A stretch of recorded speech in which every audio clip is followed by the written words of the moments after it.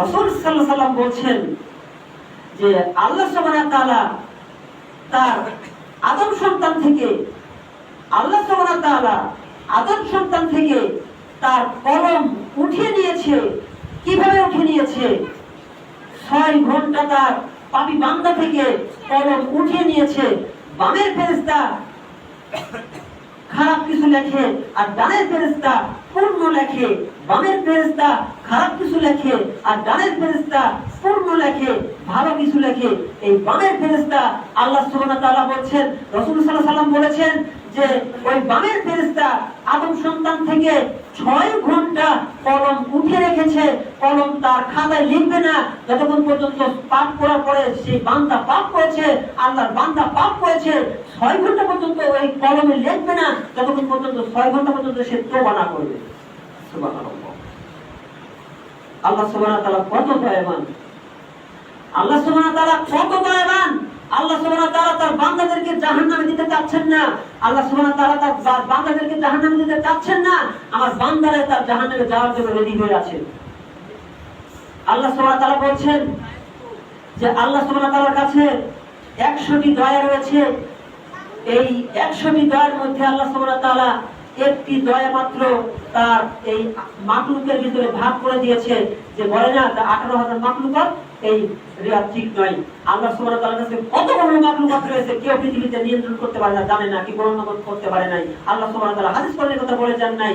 এই মাখলুকাতের ভিতরে আল্লাহ সুবহানাহু ওয়া তাআলা একটি দয়ার ভাগ করে দিয়েছে। আর 99টি দয়া আল্লাহ সুবহানাহু ওয়া তাআলার কাছে রেখেছে। এই একটি দয়ার ভাগ পেয়ে তার মা তার সন্তানকে বাঁচানোর জন্য, তার বাবা তার সন্তানকে বাঁচানোর জন্য, পক্ষখালী তার সন্তানকে বাঁচানোর জন্য, তার পশু পাখি তার সন্তানকে বাঁচানোর জন্য, যখন তার সন্তান বিপদে পড়ে তখন তার সন্তানকে বাঁচানোর জন্য আগুনে ঝাঁপ দেয়, বাঁচানোর চেষ্টা করে। এই একটি ভাগ পেয়ে তাহলে আল্লাহ সুবহানাহু ওয়া তাআলার কাছে 100টি দয়া থাকে, 99টি আল্লাহ সুবহানাহু ওয়া তাআলার কাছে রেখেছে। তাহলে 99টি ভাগ পাওয়ার পরে আল্লাহ সুবহানাহু ওয়া তাআলা কেমন দয়াবান হতে পারে ভাবুন। এরপরে আপনাদেরকে জাহান্নামে দেওয়ার জন্য বলছে আমার বান্দা জাহান্নামে যাবে। কি কারণে যাবে? আল্লাহর সাথে এত নাফরমানি করেছি আমরা, এজন্য আমাদেরকে তওবা করতে হবে। আল্লাহ সুবহানাহু ওয়া তাআলা এরপরে আরেক হাদিসে বলা হচ্ছে যে হাদিসটি বর্ণনা করেছেন আব্দুল্লাহ ইবনে আব্বাস থেকে বর্ণিত। হাদিসটি পাবেন সহিহ বুখারীর 7501 নম্বর হাদিস। তিনি বলছেন আল্লাহ সুবহানাহু ওয়া তাআলা আদম সন্তানের পাপ এবং পুণ্য লিখে দিয়েছেন, পাপ এবং পুণ্য লিখে দিয়েছেন। এখন আপনি বলতে পারেন যে আল্লাহ সুবহানাহু ওয়া তাআলা তো পাপ এবং পুণ্য লিখে দিয়েছেন, তাহলে তো আমরা পাপ করতেই পারি। বলতে পারেন তো? আল্লাহ সুবহানাহু ওয়া তাআলা পাপ এবং পুণ্য লিখে দিয়েছেন, তাহলে আমরা পাপ এবং পুণ্য করতেই পারি। এই কথা ঠিক নয়। কেন? আল্লাহ সুবহানাহু ওয়া তাআলা আলিমুল গায়ব বিদাতিস সুদূর। আল্লাহ সুবহানাহু ওয়া তাআলার কাছে অতীত এবং বলে কিছু নেই। আল্লাহ সুবহানাহু ওয়া তাআলার কাছে সবকিছু বর্তমান, সবকিছুই বর্তমান। যখনই রূহ সৃষ্টি করলেন তখনই তার রূহ দেখলো যে এই ব্যক্তি এই পাপগুলো করবে, তাই আল্লাহ সুবহানাহু ওয়া তাআলা লিখেছেন। আর আল্লাহ সৃষ্টি করার পরে এই বান্দাগুলো এই গুনাহ করবে এবং এই নেকি করবে, এই গুনাহতে লিখে রেখেছেন। এরপরেও আল্লাহ সুবহানাহু ওয়া তাআলা তাদেরকে সুযোগ দিয়েছেন। দেখেন কি বলছেন আল্লাহ সুবহানাহু ওয়া তাআলা বলছেন, কোন বান্দা যখন কি করে, কোন মনের ভিতরে সংকল্পনা করে যে আমি এই নেকি করব, এই নেকির কাজ করব, আমি আত্মীয়-স্বজনের সাথে সম্পর্ক ভালো রাখবো, আমি হজ সালাত আদায় করব, আমি সিয়াম পালন করব রমজান মাসে, আমার সামর্থ্য আছে আমি হজ করব, আমার সামর্থ্য আমি যাকাত দেব, আমি আমার প্রতিবেশীর সাথে ভালো ব্যবহার করব। আল্লাহ সুবহানাহু ওয়া তাআলা যখন কোন বান্দা যখন এই অন্তরে তার নিয়াত করে, আল্লাহ সুবহানাহু ওয়া তাআলা তার নিয়াতের জন্য 10 থেকে 700 গুণ পর্যন্ত তার নেকি লেখা হয় তার আমলনামায়। সুবহানাল্লাহ। আর সেই ব্যক্তি যে নিয়াত করে ফেলেছে যে আমি পাপ করব, যতক্ষণ পর্যন্ত সে পাপ করবে না ততক্ষণ পর্যন্ত তার পাপ লেখা হবে না। আর যে ব্যক্তি নিয়াত করেছে যে আমি নেকি করব, নেকি করার নিয়াত করার সঙ্গে সঙ্গে আল্লাহ সুবহানাহু ওয়া তাআলা তার আমলনামায় নেকি লেখা হয়। সুবহানাল্লাহ। তাহলে আল্লাহ কত বড় দয়াবান।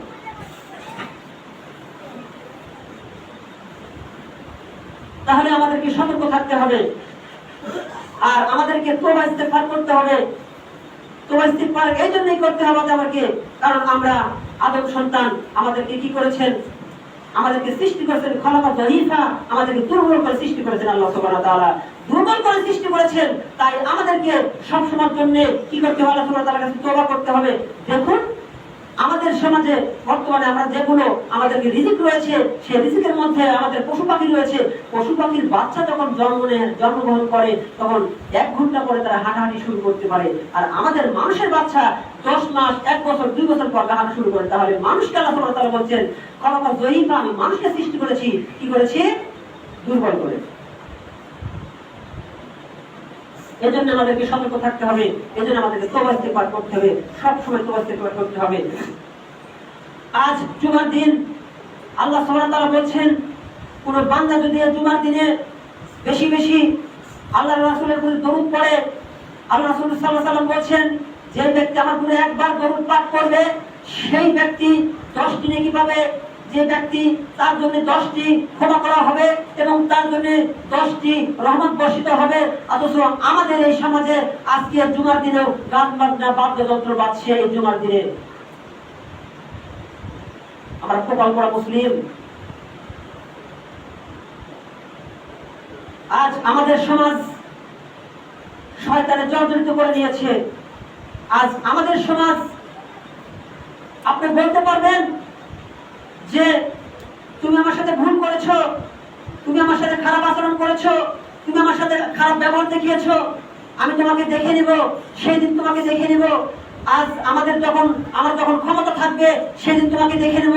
কেন এই কথা তো বলতে পারেন না যে আমাকে শয়তান বিড়ি সিগারেট খাওয়া ধরে আছে, আমাকে শয়তান গান বাজনার ভিতরে লিপ্ত করেছে, আমাকে শয়তান জেনার ভিতরে লিপ্ত করেছে, আমাকে শয়তান মিথ্যা কথা বলতে বাধ্য করছে, আমাকে শয়তান জেনা করতে বাধ্য করছে, আমাকে শয়তান আমাকে নামাজ থেকে বিরত রেখেছে, শয়তান আমাকে সিয়াম থেকে বিরত রেখেছে, শয়তান আমাকে হজ থেকে বিরত রেখেছে, শয়তান আমাকে যাকাত থেকে বিরত রেখেছে, শয়তান আমাকে মানুষের যাকাত দিতে বিরত রেখেছে, শয়তান আমাকে আত্মীয়-স্বজনের সাথে সম্পর্ক রাখতে বিরত রেখেছে, শয়তান আমাকে মানুষের প্রতিবেশীর সাথে খারাপ আচরণ করতে বিরত রেখেছে। কেন বলতে পারলেন না?